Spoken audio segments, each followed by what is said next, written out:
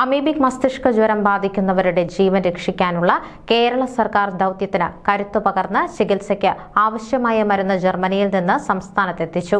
UAE ആസ്ഥാനമായ VPS health കെയറിന്റെ സ്ഥാപകനും ആരോഗ്യ സംരംഭകനുമായ doctor Shamsheer വയലിലാണ് അടിയന്തര പ്രാധാന്യത്തോടെ മിൽറ്റിഫോസിൻ മരുന്ന് സൗജന്യമായി ലഭ്യമാക്കിയത്.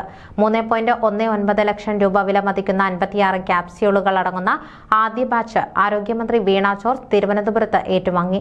നിലവിലെ സാഹചര്യം നേരിടുന്നതിനുള്ള കൂടുതൽ മരുന്നുകൾ വരും ദിവസങ്ങളിൽ സംസ്ഥാനത്തെത്തിക്കും.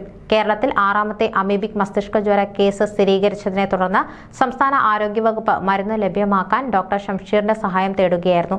മിഡിൽ ഈസ്റ്റിലെ വിപുലമായ ആരോഗ്യ സംരക്ഷണ ശൃംഖല ഉപയോഗിച്ച് ഏതാനും ദിവസങ്ങൾക്കകം മരുന്ന് ലഭ്യമാക്കാൻ ഡോക്ടർ ഷംഷീറിനായി.